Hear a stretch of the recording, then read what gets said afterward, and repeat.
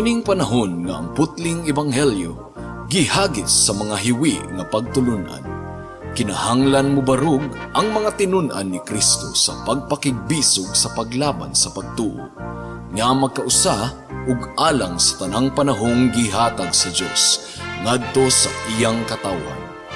Maoy hinungdan nga namugna kining tulumanon ang putling ebanghelyo.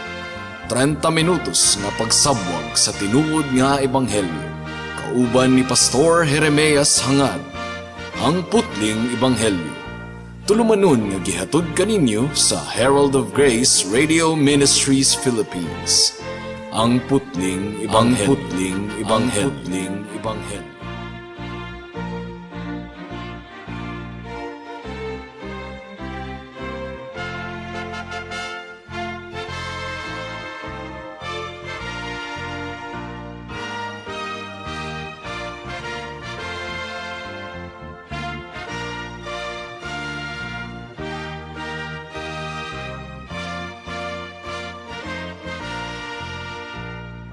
Alang sa pagpamalandong sa pulong sa Ginoo niining taknaa, please turn with me to Psalm chapter 5 versikulo 1 hangtod sa 12, whole chapter. Apan sa dili pa akong gipaabot once again ang akong pagpanimbaya sa akong 94 years old nga lolo nga si Isabelo Laures Sr.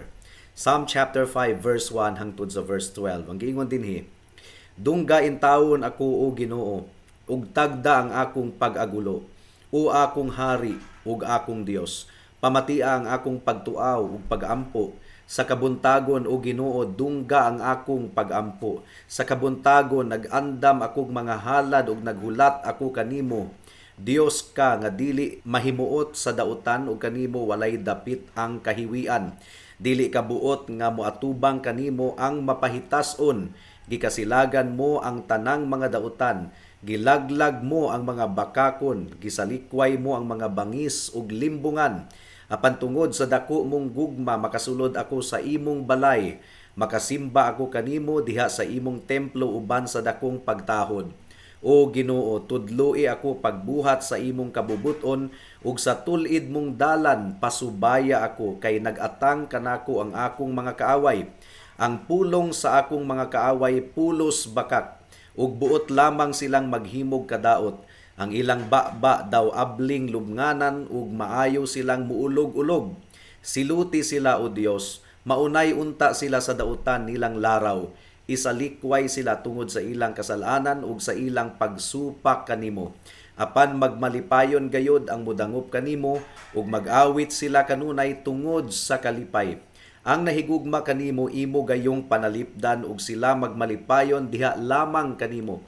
Gipanalanginan mo sila o Ginoo, ang matarong ug ang imong gugma nanalipod kanila sama sa taming. May the Lord bless the proclamation of His word at this moment. Ang dalan sa kinabuhi sa tawo niining kalibutan na mga kaigsuonan, mga kahigalaan, lahi-lahi ang atong dalan nga gilaktan apan usa lamang gayud ang focus niini. Aron malipay ang atong kinasuluran. Aron makabaton kita og katagbawan, safety, fulfillment.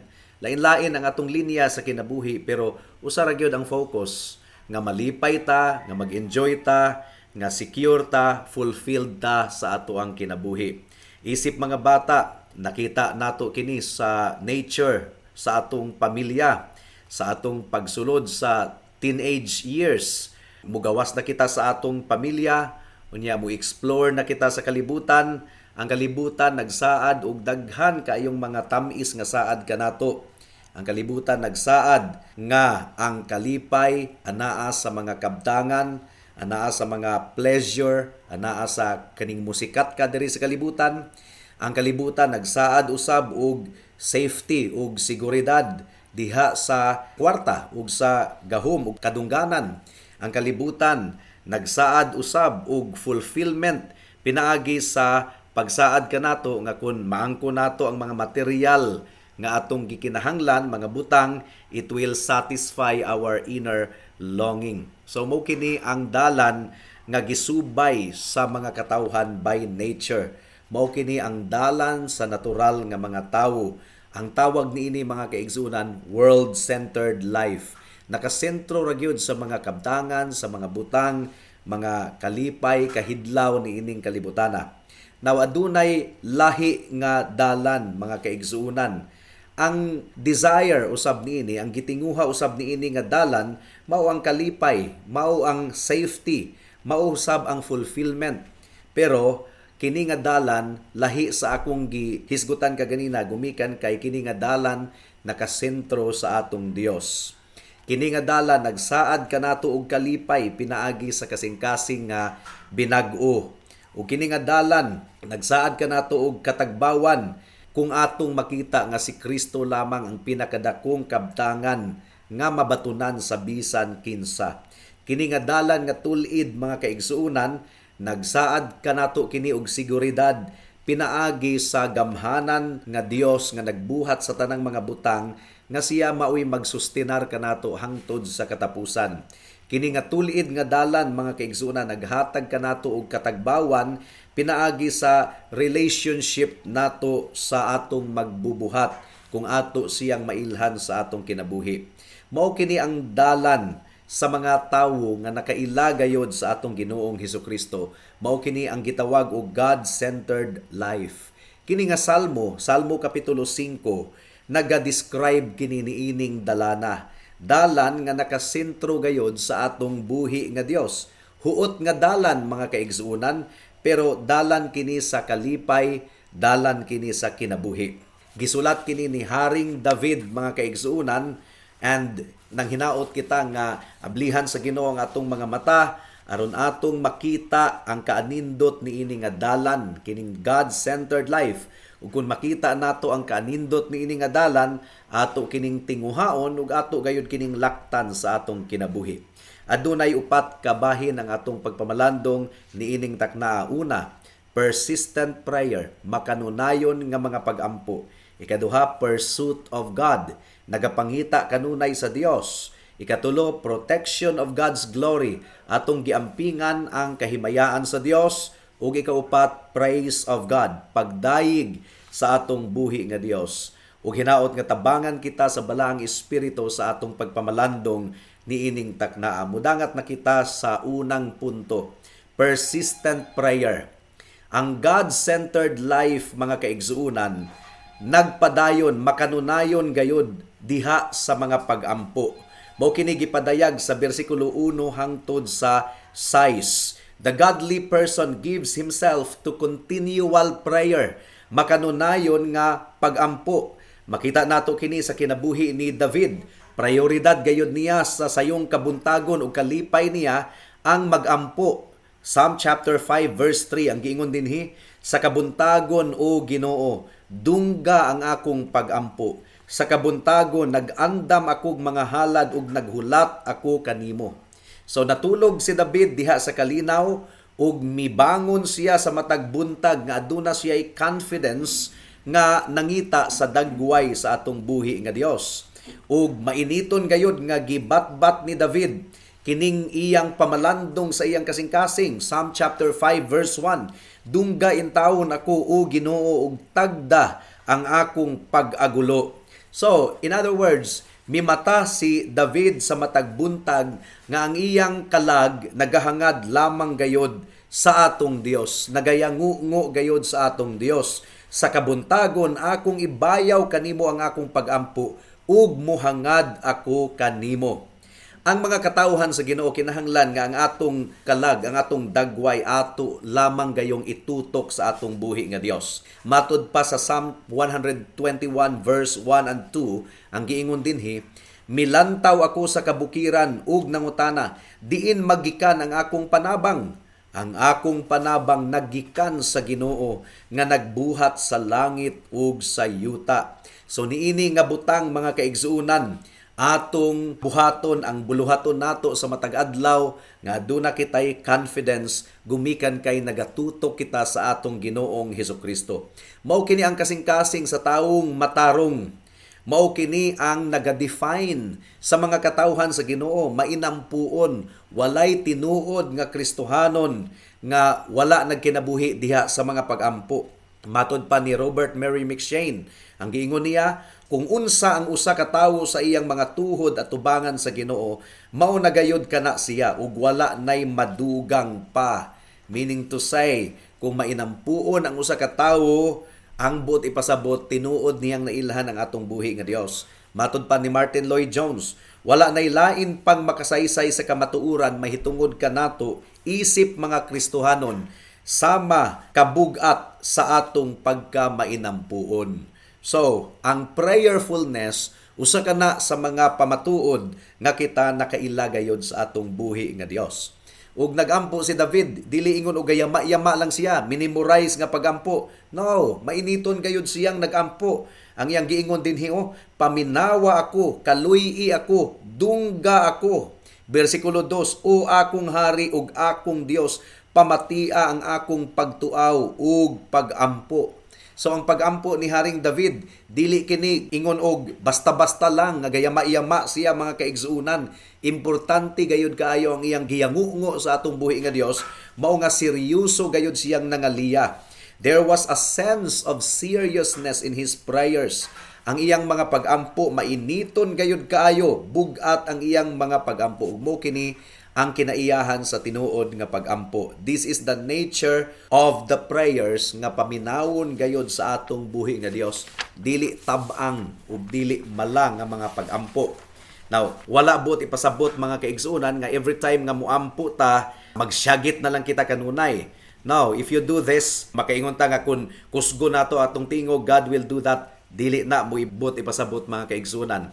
I'm saying that God desires us to seek with passion and trust.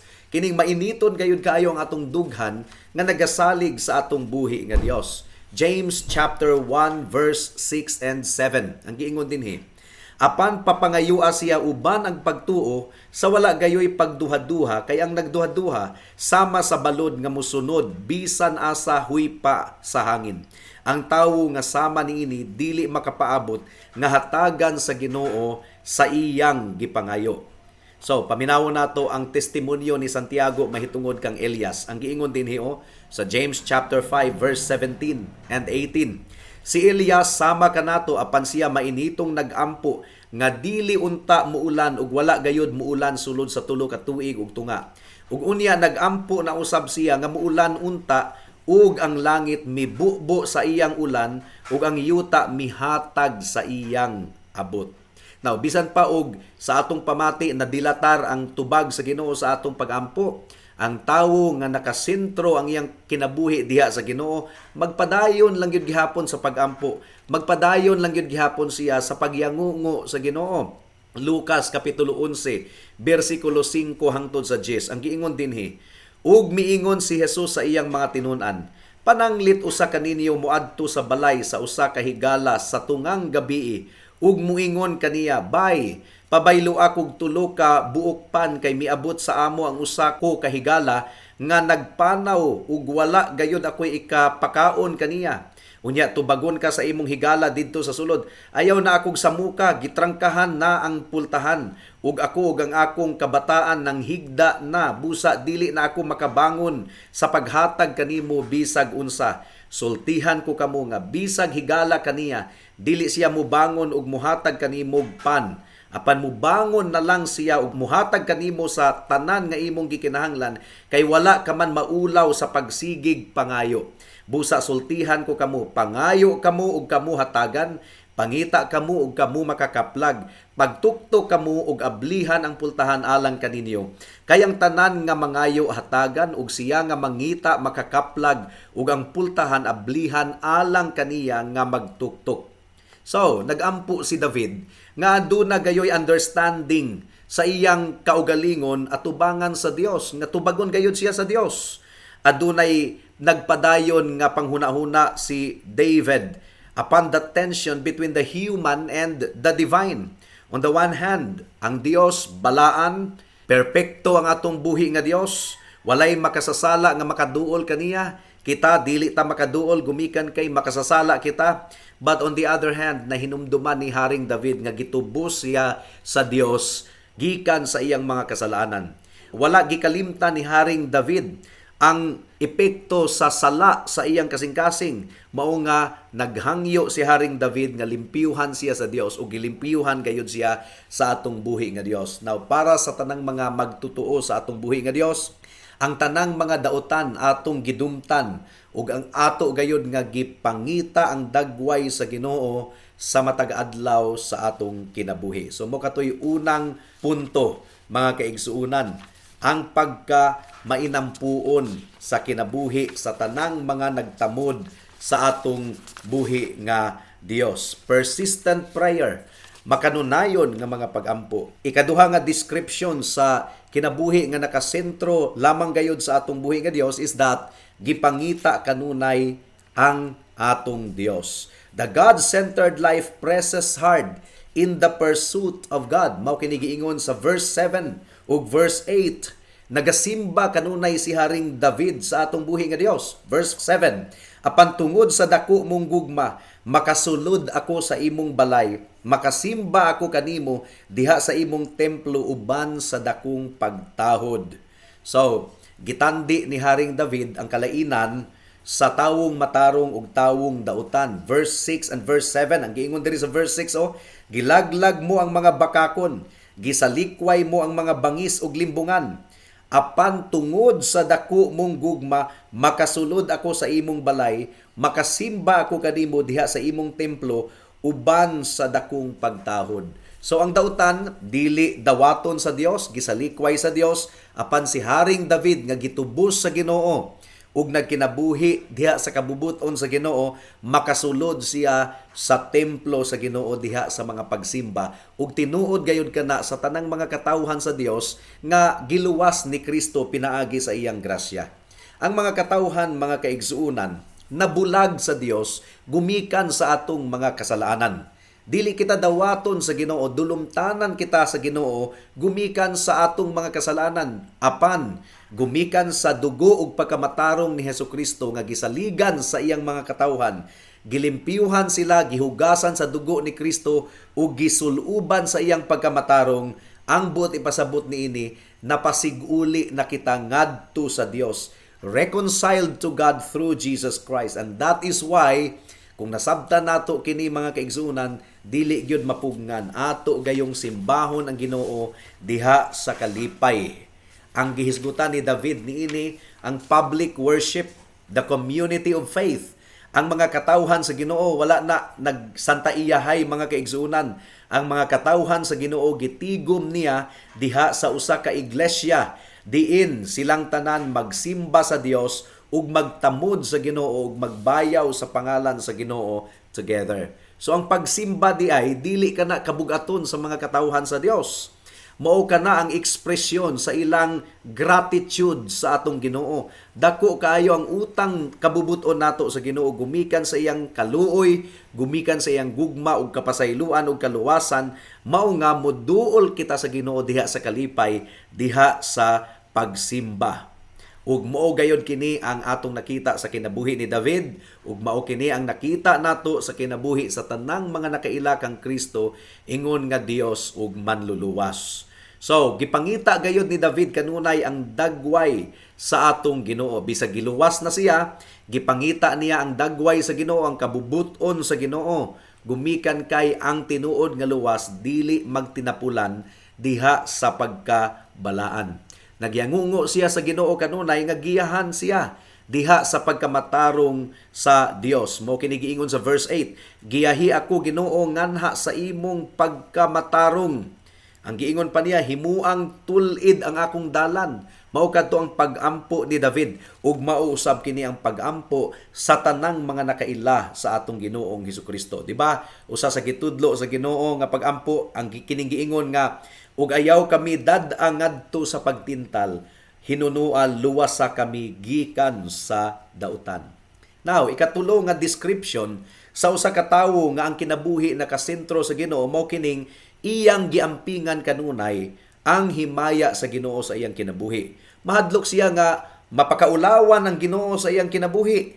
Gumikan sa iyang pagpakasala, mao nga ang tanang mga tinuod nga Kristohanon naglikay gayod sa pagbuhat og sala, gumikan kay gusto nila nga himayaon ang Ginoo sa ilang kinabuhi. Bersikulo 9 ug bersikulo 10. For instance, ang giingon dinhi, siluti sila o Dios, maunay unta sila sa dautan nilang laraw, isalikway sila tungod sa ilang kasalanan ug sa ilang pagsupak kanimo. So David was concerned of the glory of God. Nasayod si Haring David nga nasuko gayod ang Ginoo sa mga tawo nga nagpakasala. Mo gani nga miingon siya sa naunang salmo, kasuko apan ayaw pagpakasala. Now, ang kasalanan alang sa mga Kristohanon dili gayud nato kana ikalipay. Gikaguol nato kana ug atong gidumtan ang sala, gumikan kay gidumtan kana sa Ginoo. Atong utrohon ang verse 4 ug verse 5. Ang giingon dinhi, Dios ka nga dili mahimuot sa dautan ug kanimo walay dapit ang kahiwian.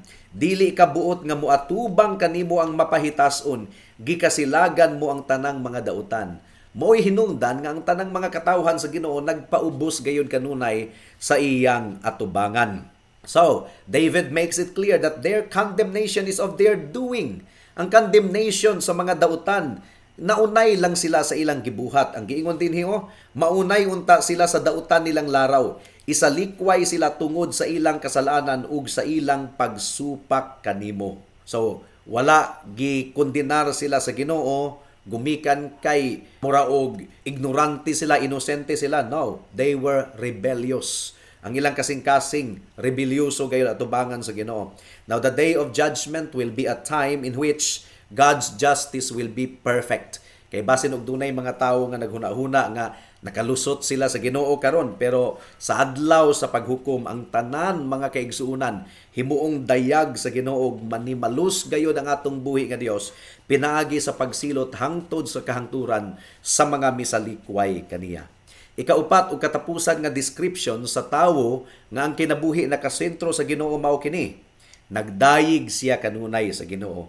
Gibayaw niya kanunay ang atong buhi nga Dios. Verse 11 and verse 12. Ang giingon dinhi, apan magmalipayon gayud ang mudangup kanimo ug mag-awit sila kanunay tungod sa kalipay. Ang nahigugma kanimo imo gayong panalipdan ug sila magmalipayon diha lamang kanimo. So, gi-contrast or gi-tandi na usab ni Haring David ang kalainan sa tawong dautan ug sa mga magtotoo. Verse 10 ug verse 11. Ang giingon sa verse 11, those that put their trust in you. In other words, ang mga dautan wala nagsalig sa Ginoo, wala nagdayig sa Ginoo. Gidescribe ni Haring David ang mga magtotoo, ingon nga malipayon, puno sa kalipay ang ilang kasing-kasing sa pagdayig sa atong buhi nga Dios. Kining kalipay sa tanang mga Kristohanon ang hinungdan niini duha nga gihisgutan dinhi sa atong teksto.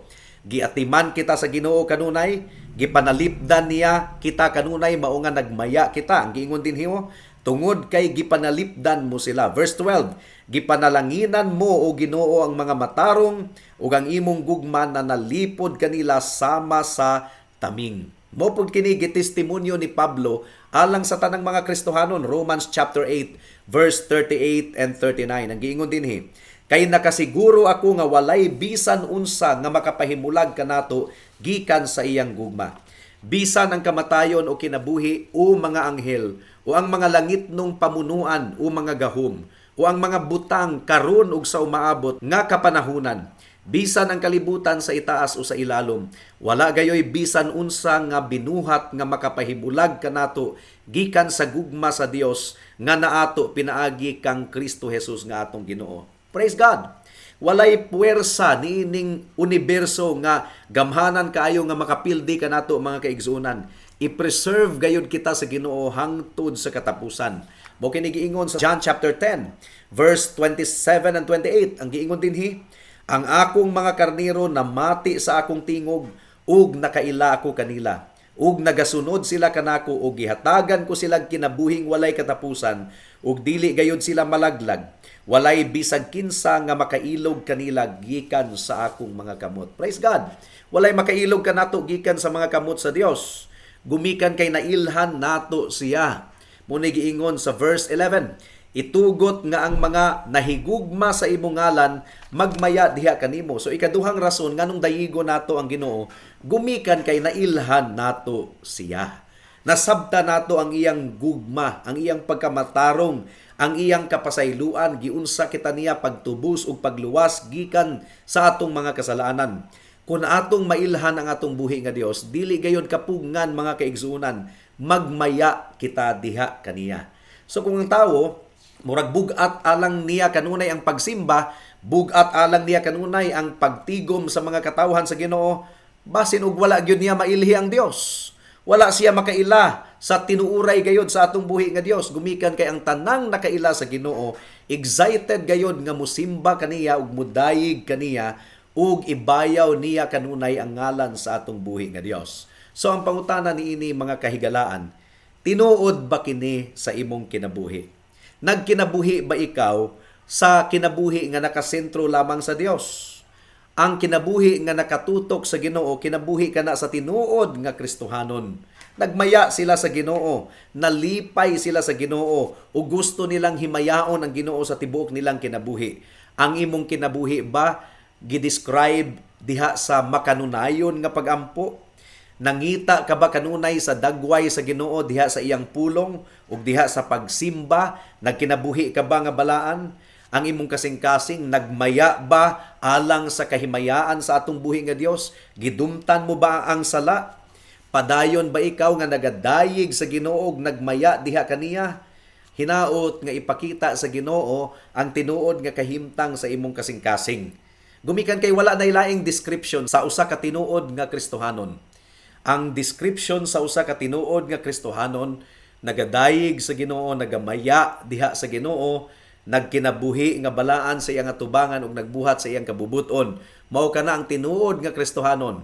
Kung dili ka na ang description sa imong kinabuhi higala, gumikan kay nahigugma ikaw sa sala, galikay-likay ka sa pagsimba sa atong buhi nga Dios. Honestly speaking, dili ikaw Kristohanon. Wala ka nahisakop sa gingharian sa Dios. Naa pa ikaw sa gingharian ni Satanas, gingharian sa kasalanan. Hinulsuli ang imong sala karon higala. Duol kang Kristo, pangayua kaniya ang bag-ong kinabuhi, bag-ong kasing-kasing. Saligi ang dugo ni Kristo nga igo na aron mo limpyo, mo hinlo kanimo ug mao kini basihan sa imong kaluwasan ug kapasayloan ug pangayua sa Ginoo ang pagkamatarong, ang bag-o nga kinabuhi. And the good news is this, dili kaniya balibaran, busa, duol sa Ginoo karon kay basin ug ugma ulahin na ang tanan. Magampo kita. Salamat o Dios sa mensahe nimo niining taknaa. Hinaot nga nakigistorya kadto sa mga katawhan, gipakita nimo sa matag usa ang tinuod nga kahimtang sa ilang kasing-kasing. Ug hinaot nga maalarma sila ug mudangup sila kanimo o Hesukristo alang sa ilang kaluwasan. In Jesus' name we pray. Amen.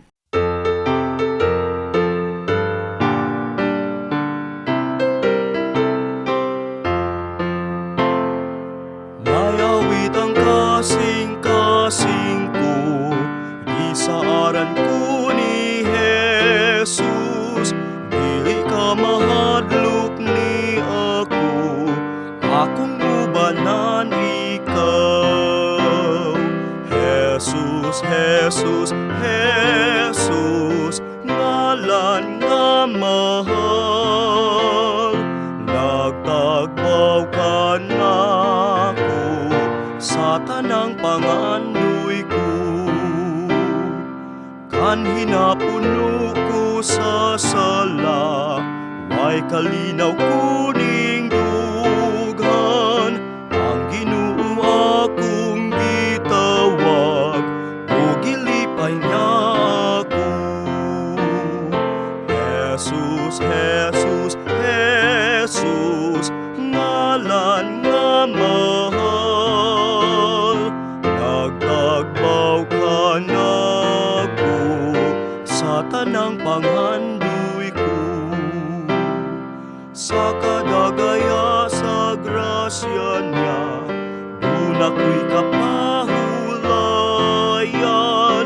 Akong daygon ug awitan siya, hangtod siya makita ko.